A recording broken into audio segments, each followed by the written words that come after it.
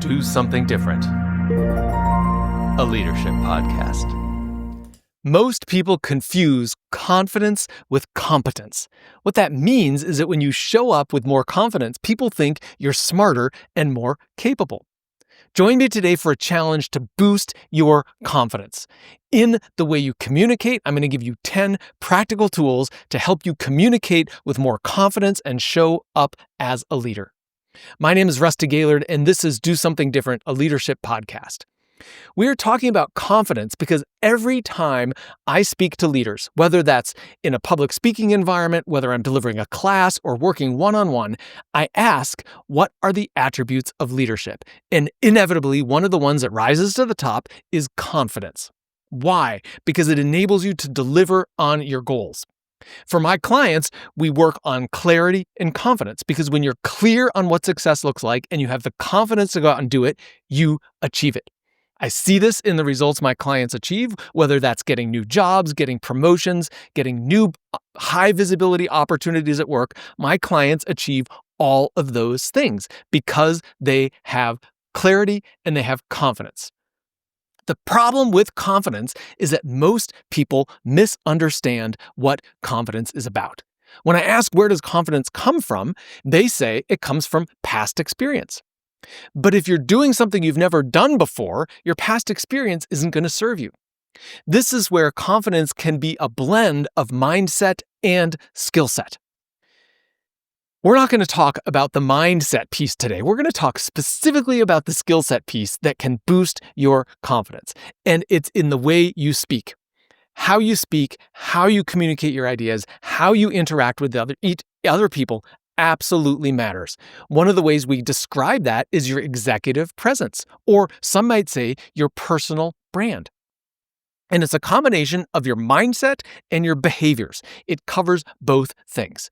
And I've explained this in prior videos when I talk about the bear model, your beliefs, your emotions, your actions, and your results. I have a client whose name is Susan, and we're just going to call her Susan for this conversation, who was doing an executive review, and Susan was worried. She was stressed. She was uncomfortable about the review. That her belief was that it was going to be a hard review. It was going to be difficult, and there were reasons for that. But because she had that belief that it was going to be difficult, it impacted her emotions. She felt anxious and uncertain about it, and that impacts the way she shows up. It impacts her actions, how she speaks about it, her body language. All of that gets impacted, and of course, that translates into your results. So one of the ways that you can show up with more confidence is to tackle the belief. We're not going to cover that in today's podcast, but we are going to talk about the actions that you can take to show up with more confidence. Because when you take actions that a confident person would take, it reinforces your belief about who you are and what you're capable of.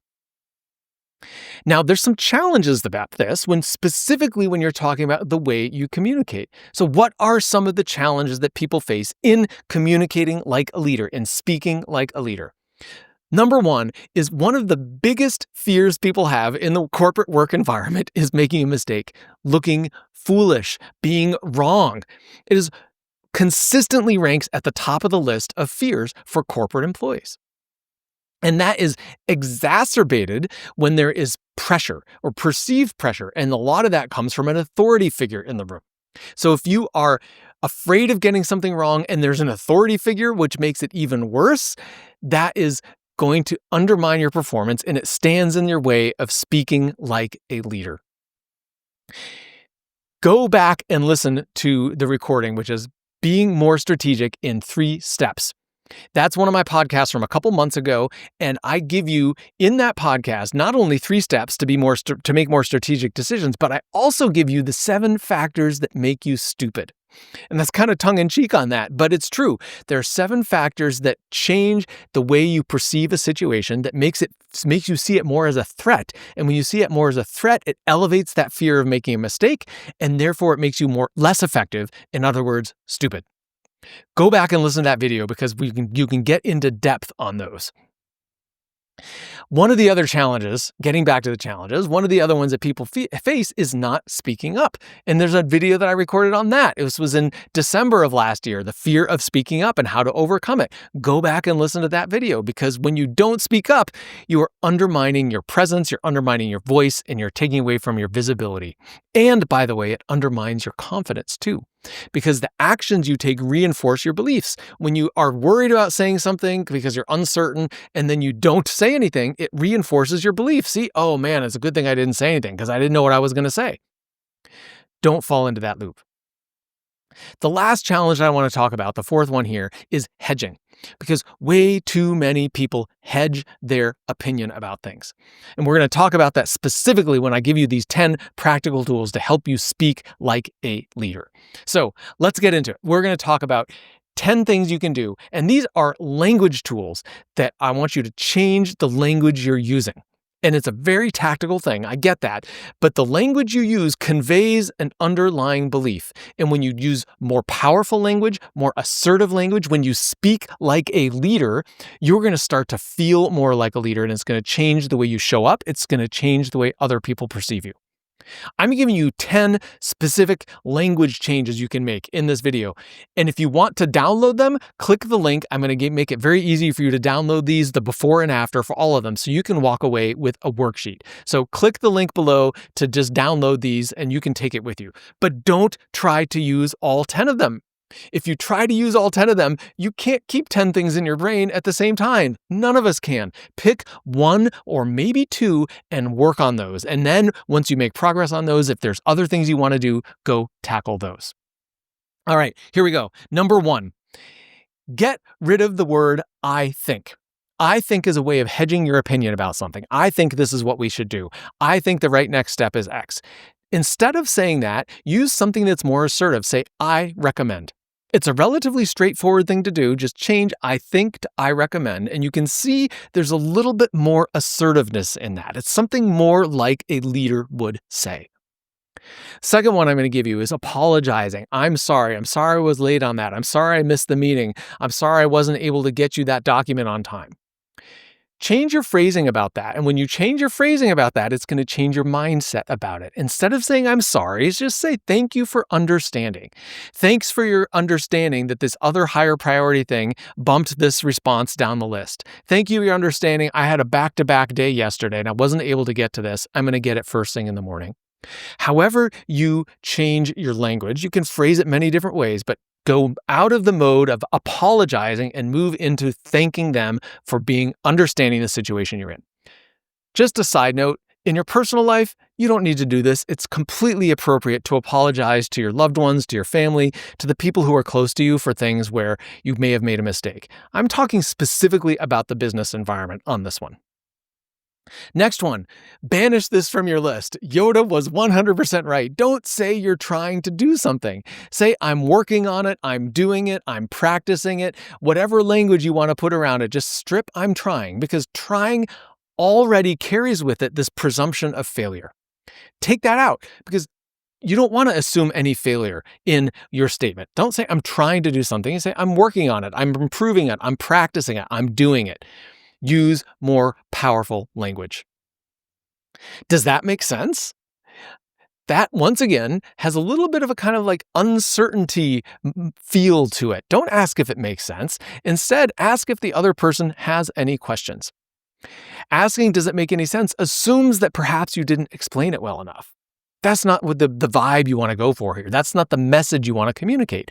Ask if they have questions, if they're still tracking with you. Next one. This is a common one when people face a challenge, and there's two back-to-back here. The first one is, it's hard. This is a tough situation. Wow, I really am struggling with this. It's a hard assignment. Instead of saying something is hard because it's very hard, you don't know what to do with something that's hard. There's no action you can take. Get clear on what this specific challenge is and talk about what that is. So far, the challenge is X. So far, the challenge is I have not had enough time to think about this. So far, the challenge is I've not been able to find a solution that meets all of the different requirements. Get specific about what the challenge is so that it's something that can be addressed and other people can support you. The next one that's just totally correlated is I'm stressed. And any of my clients will tell you, I always ask them when they say I'm stressed, I say, well, what does that mean? What are you stressed about? Oftentimes, what that comes down to is this fear of failure or this fear of being wrong. In other words, a pressure to be right. I'm feeling a lot of pressure to be right. It may not just be that. It may be time pressure. It may be other things. But again, be specific about what it is that is causing you stress so that it becomes actionable and something you can do with it. Leaders don't talk about in these vague terms and say, I'm stressed. Leaders are action oriented. And so when you describe something as hard or stressed, don't settle for that. Get clear about what the cause is so it becomes action oriented. Here's another one that reveals a victim mindset. Well, I have to get this project done. I have to take this call. I have to take this meeting. I've got to finish this report by the end of the day. Anytime you're saying one of those things, you are putting that deliverable, that project, in a position that is more powerful than you.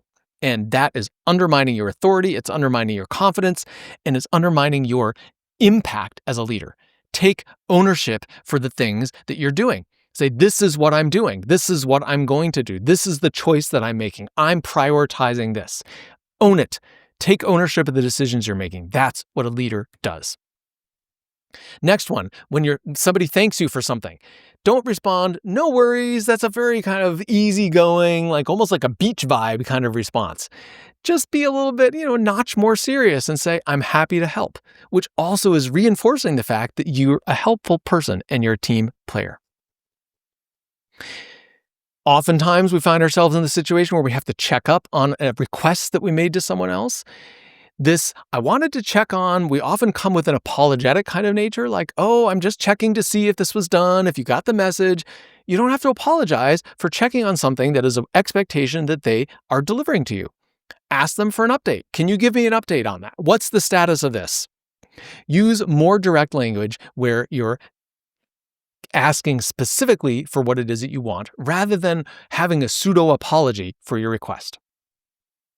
Number 10, which is the last one here, is my opinion is. And I just want to challenge you, rather than even saying the words my opinion or even my recommendation, which was my number one that I put on there, is when I said I think, I changed that to I recommend. You could even strip away I recommend or my opinion and just say the thing itself. Because when you're speaking, it's assumed that you're speaking your opinion or your recommendation. So just say it. Rather than said, I think we should do ABC or my opinion is we should do ABC. Just say, given all the information at hand, the best next step is ABC. You can find ways to articulate something without hedging it, without putting a qualifier on it that says it's your opinion or this is what you think. Own your decision. Now, take a look at this list. Pick one or two things off of this list that speak to you and change your language. I acknowledge that these are subtle things, but all of these have an element in here which is diminishing your power. It's diminishing your influence and your impact, and therefore diminishing your confidence. Don't do that. Don't undermine yourself. Use more powerful, use more assertive language. Let's go back to the example I was giving you about Susan. Susan was presenting to a skip-level boss who's an executive at the company, doing an executive update on a project that was off track. The last interaction that Susan had with this person didn't go well, and so Susan was anticipating criticism, plus this skip-level person that Susan's reporting to or giving the update to has a reputation of being tough.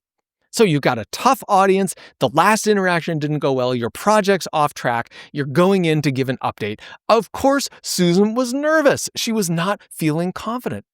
So how did we address that? We certainly took some of the mindset issues, but we dug into the language as she was practicing her presentation. Where does some of these language elements come in, and how can she change the language to be more assertive, more powerful, more confident?